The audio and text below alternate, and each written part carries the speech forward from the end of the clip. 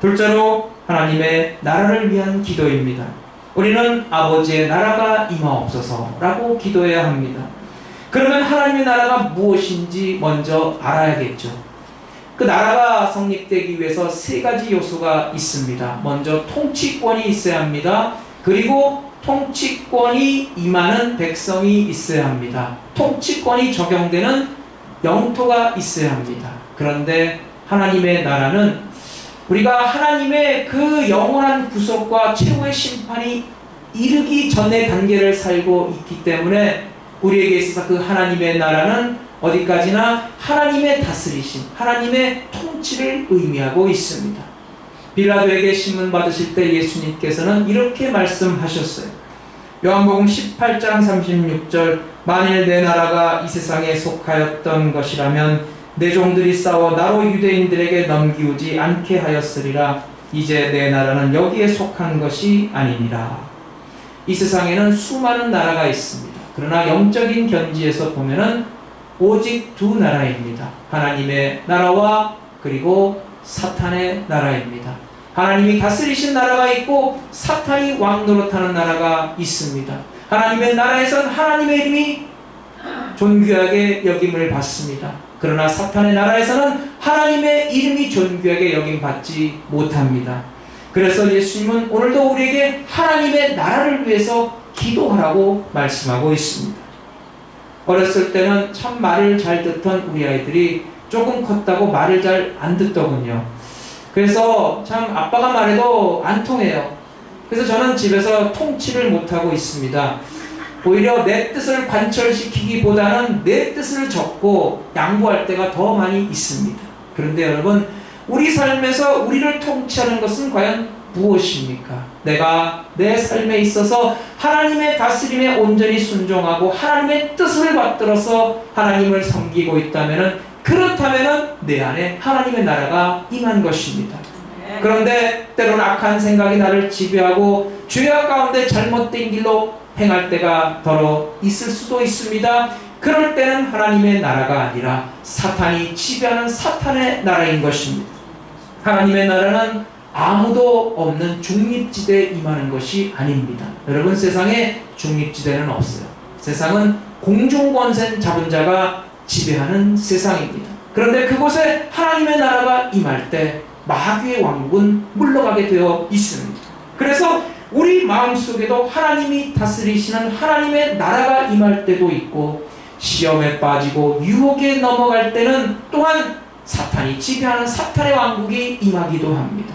그러나 우리가 얼마나 간절히 우리 안에 하나님의 나라가 임하게 해달라고 기도해야 하겠습니까?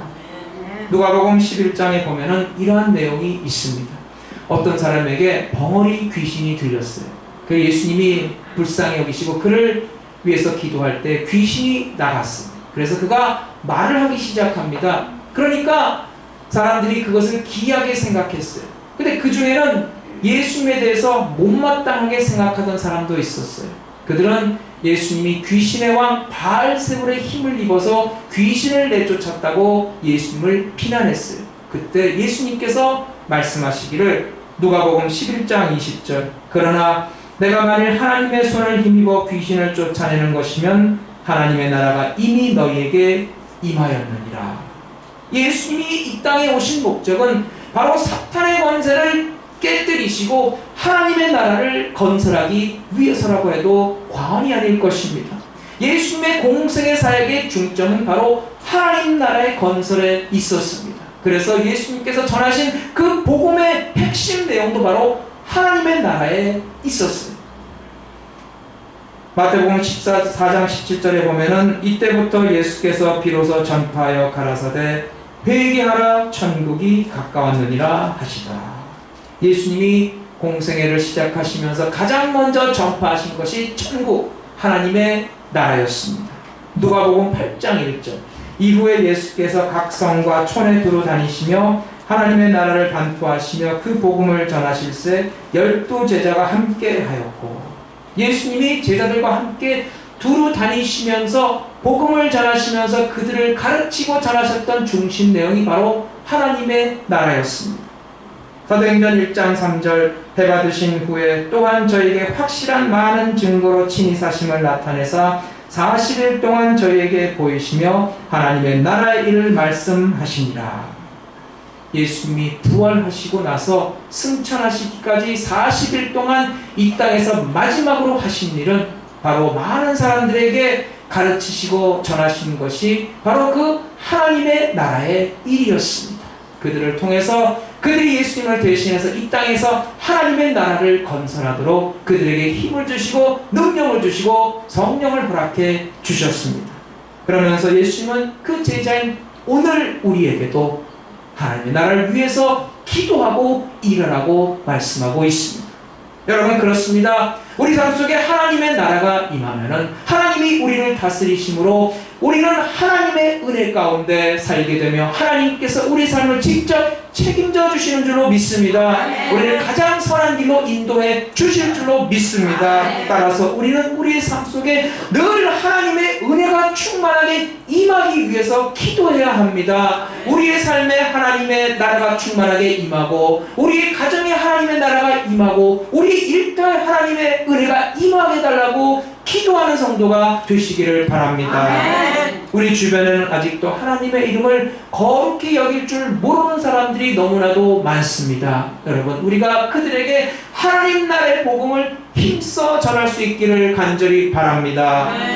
전도를 해보면 누구나 경험하는 일인데 참 전도를 받는 입장에 있는 사람은 하나도 아쉬울 게 없고 이 전도를 하는 사람만 혼자서 아쉽습니다.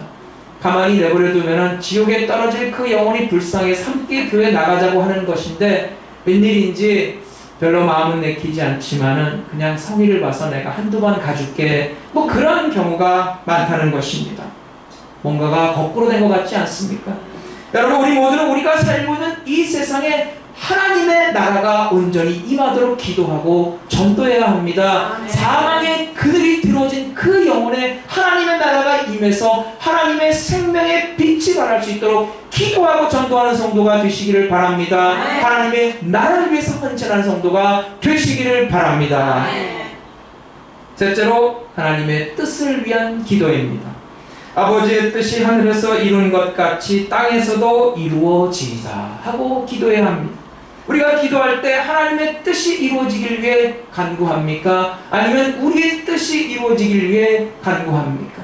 많은 사람들이 하나님께 기도한다고 하면서도 그저 하나님의 뜻이 무엇인지 잘 모르고 구하지도 않고 자기 뜻만 구하다가 끝나는 경우가 많이 있습니다. 그러나 기도를 통해서 우리가 하나님께 우리의 뜻을 아뢰 수 있지만은 예수님께서 가르쳐 주신 기도에는 반드시 하나님의 뜻이 이루어지기를 간구하는 내용이 포함되어야 한다고 말씀하고 있습니다. 여러분, 하늘에서는 언제나 하나님의 뜻이 온전히 이루어집니다. 하늘의 천군 천사도 그리고 먼저 구원받아 하늘나라에 간 성도들도 하나님의 뜻에 순종하고 온전히 받들어 섬깁니다. 그래서 저 하늘나라에는 빛과 사랑만이 있습니다. 사랑과 평화만이 넘치게 되어 있습니다. 그러나 우리가 살고 있는 이 땅은 어떻습니까? 하나님의 뜻이 온전히 이루어지지 않습니다. 사탄의 권세가 있기 때문입니다. 사탄에 매여서 종노릇하는 사람들이 하나님의 뜻을 거부하기 때문입니다. 그래서 이 땅에는 빛 대신에 어둠이 있습니다. 사랑 대신에 미움과 시기가 있습니다. 그리고 사랑 대신에 그리고 진리 대신에 거짓이 난무합니다. 기쁨 대신에 고통과 슬픔이 있고 평화 대신에 싸움과 전쟁이 일어나고 있습니다. 그래서 예수님은 우리에게 오늘도 하나님의 뜻을 위해 기도하라고 말씀하고 있습니다.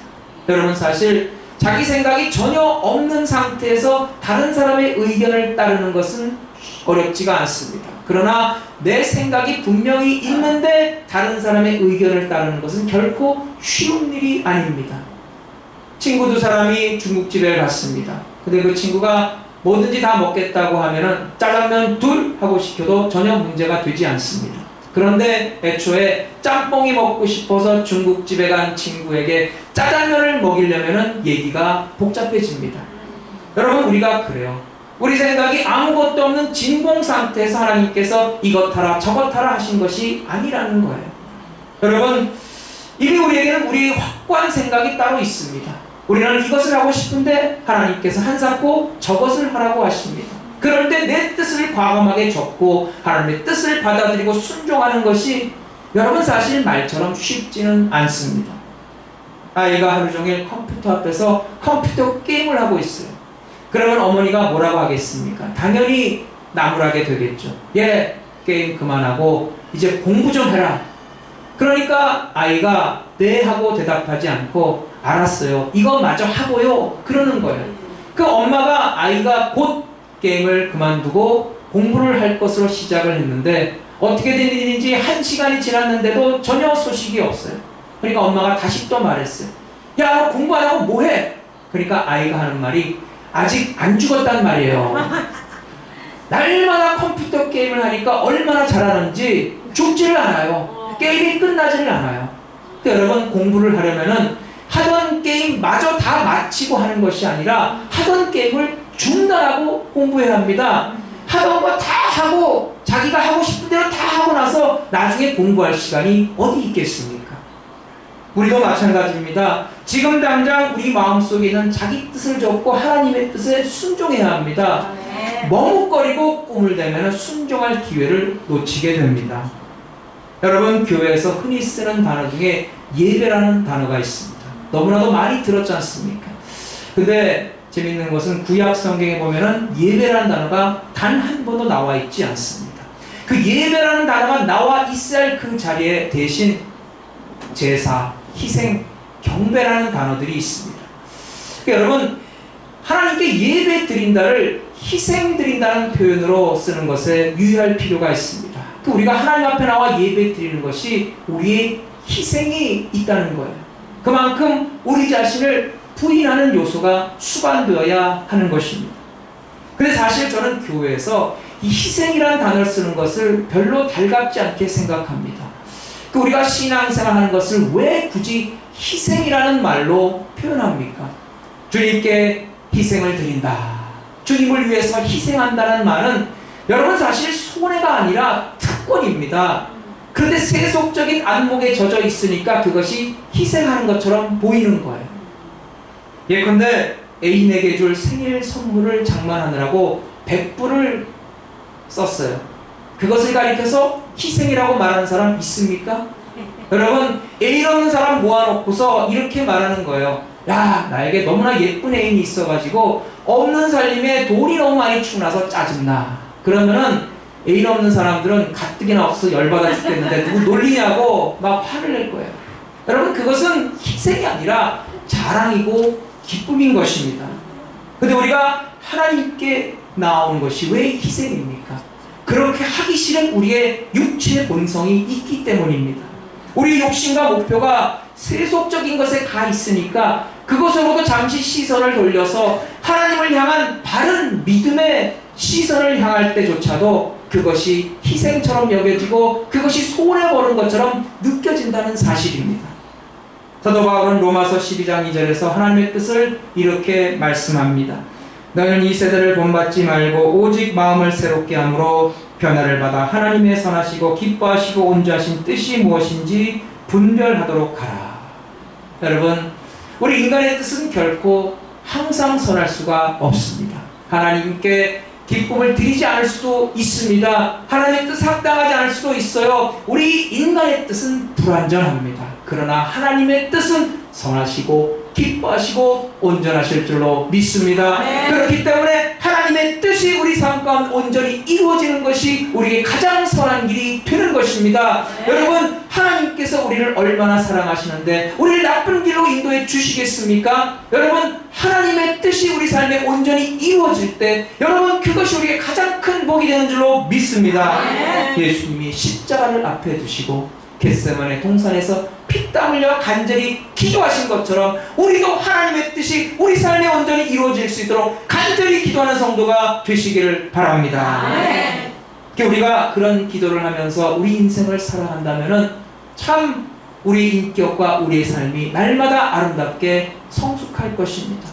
우리의 그 기도를 응답하시고 우리와 교제하신 그 하나님의 은혜로 말미암아 우리 얼굴이 항상 은혜로 충만하게 환하게 빛나고 성자처럼 보일 것입니다. 그런데 하나님을 위한 기도는 안 하고 자기의 뜻과 욕심만을 위한 기도를 하는 사람은 날마다 그 얼굴이 뺀질뺀질해지지 않을까요? 여러분, 하나님은 신실하신 하나님이십니다. 우리가 하나님을 위해 기도할 때 하나님은 우리를 만나 주십니다. 우리가 하나님을 위해 기도할 때 하나님께서 하늘의 신뢰와 모우를 채워 주십니다. 땅이 기름진 곳으로 우리 삶을 채워 주실 줄로 믿습니다.